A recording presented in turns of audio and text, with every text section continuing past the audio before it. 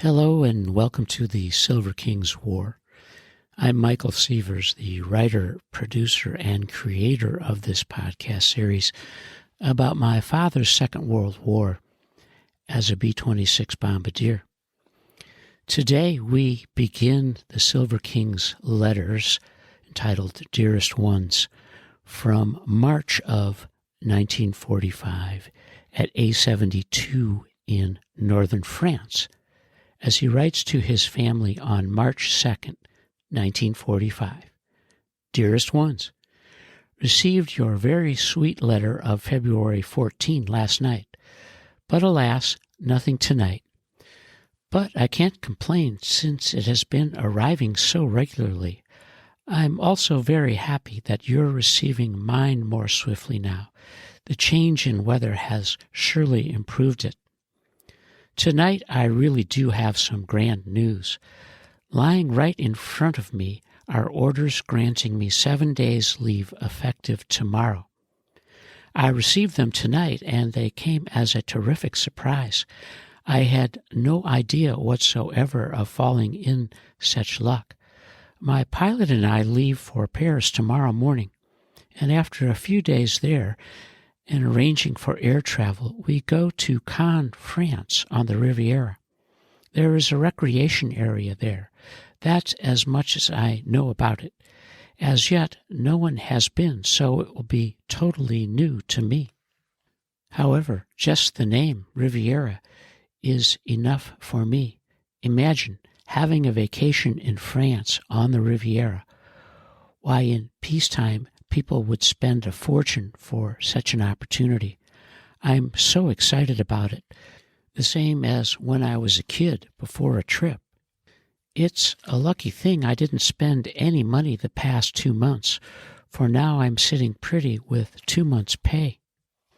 Especially going through Paris on the way there and back, and 7 days at the Riviera, I'll need every penny I have. The only trouble is that my clothes need cleaning badly, so I'm hoping there will be facilities for it there.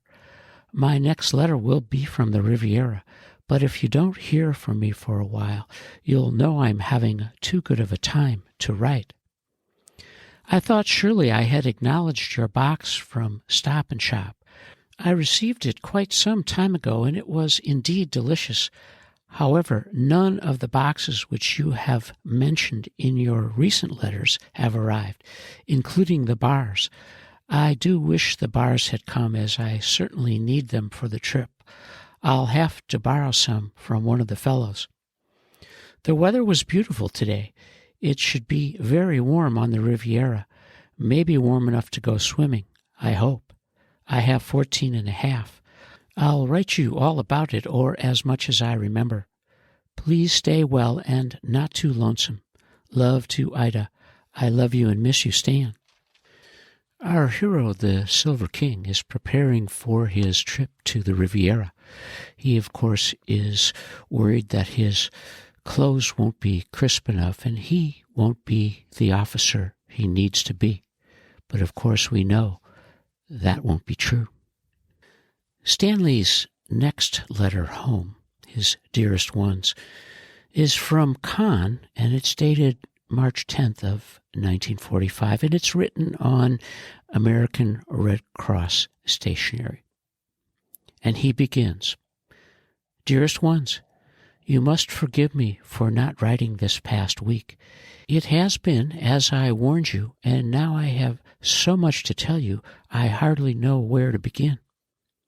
Last Saturday, we left as planned, only our mode of travel was different than I had expected.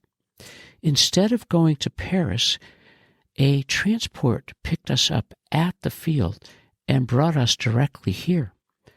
I was disappointed at first because I wanted to see Paris again, but now I know it was just as well and a great deal simpler. We really had a beautiful trip down, even though it was rather lengthy, 3 hours. With our route fairly close to the border of Switzerland, from a distance we were able to see the Alps as well as Lake Geneva. The Alps especially were extremely colorful, snow-capped peaks rising high into the clouds overhead.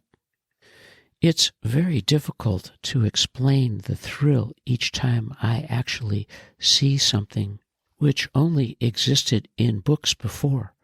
I only wish I could be sharing these experiences with you because I feel rather selfish about it. Now about this place. I'm sure I could tell you better than write about it.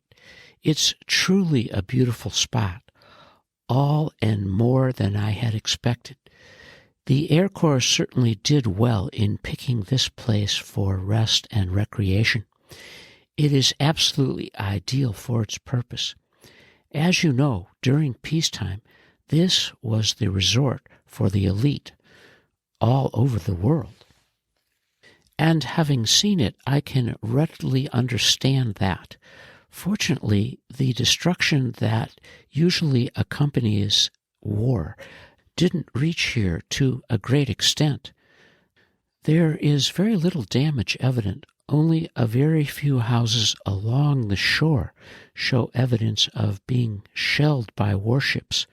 There are a few installations such as pillboxes still standing, but it is easy to see that this wasn't a well-defended area. It must have been taken with very little resistance. I was able to purchase a few postcards with pictures of the layout and shall forward them to you later. They will give you a better idea of how the city is situated. It is built practically on the same order as Miami. All the nice hotels are along the beach, while the city itself is behind. These hotels are the ones that have been taken over by the Air Force. And they are really beautiful. You shall see for yourself when I send you the postcards. Here where I am staying, the Martinez, I have a grand room. It looks out on the blue waters of the Mediterranean, with doors opening onto a small balcony. I have a big soft bed with clean white sheets, which is really out of this world. In my private bath, I have a huge bathtub with hot water running all day. It's awfully nice to be able to lie in the tub for an hour each day. I'm afraid living in such luxury will spoil me. I have certainly taken advantage of it. The hotel has maintained its staff, and they wait on us hand and foot. Honestly, I have never seen such hospitality and politeness.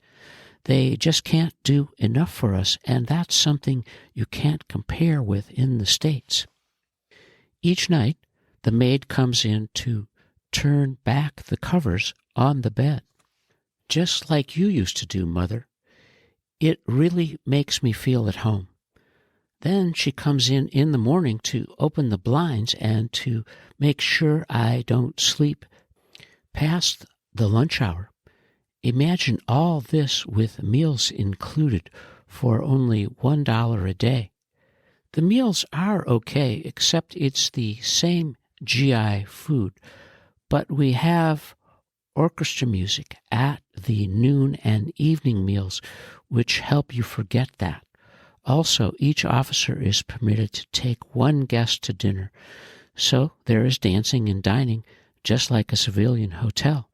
And then the bar opens at 5 o'clock, where we can get cognac or gin, and there is dancing in the bar every evening until 12:30. On Monday, Wednesday, and Friday afternoons, there is tea dancing. Then there is an officers' club open every night for drinking and dancing. The club used to be the best nightclub in town, so it's a ritzy place and perfect for us. Besides this place, there are still dozens of other clubs in the city, so you can see that there's plenty to do at night. During the day is when we rest and relax. The first few days we attempted to do some shopping, but the prices are exorbitant. I saw a slip marked for $80. It was made beautifully, but I can't see paying that much for something a lady would wear under a dress. That's one example of why I didn't buy any clothes. However, I was able to get some perfume. It is Shocking by Schiaparelli. I remember you liked it, Mother. I shall send it to you soon. The remaining days I spent sitting in the sun on the beach or in front of the hotel. The weather has been beautiful. The sun is warm, but not quite enough to go swimming. I think I did get a little tan from it. Something else that's nice is the Red Cross snack bar, which is open during the day, where we can get coffee and cake. I wish you could see how the French women are dressed. The styles and fashions are much better than what I remember in the States. A great many of them are blondes, and the favorite hairdo seems to be an up sweep, with most of it in big curls above the forehead.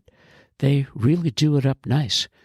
Costume jewelry is predominant also. I've seen some beautiful rings and earrings, but the prices they pay are out of my reach. Then, of course, there are the ones in slacks with fur coats, just as you would see in Miami or on Michigan Avenue. However, they don't seem to be as popular here, which is just as well. Most of the people speak remarkably good English, too. That is especially true in the shops. Even so, I have had to use my French quite often, and it has improved a lot. In fact, I can converse very freely now. We've been waiting all day for a plane, but it looks like we'll have to be here another night. I hope they forget to send after us. It won't make me mad. While here, I've met a lot of guys who I haven't seen since Columbia. It seems half my class is stationed in Italy, and some have already gone home. Maybe if I had remained in B-25s, I would be on my way home also. I think I've covered just about everything. If I haven't, just ask me and I'll answer as best I can. I'll write again when I get back to the field, which will more than likely be tomorrow. I do hope you're well and taking care of yourselves. I've missed your letters. That's the only reason I'm anxious to get back. Love to Ida. I love you and miss you, Stan. The Silver King's letter from Cannes, a very descriptive 6 pages written on the Red Cross Stationery Form 539A, is a happy and comfortable contrast to his missions out of A-72 in northern France. And as the Silver King prepares to return to his field, we have reached the end of Part 1 of Dearest Ones, Stanley's letters to his family from Europe in March of 1945. And you are listening to the Silver King's War.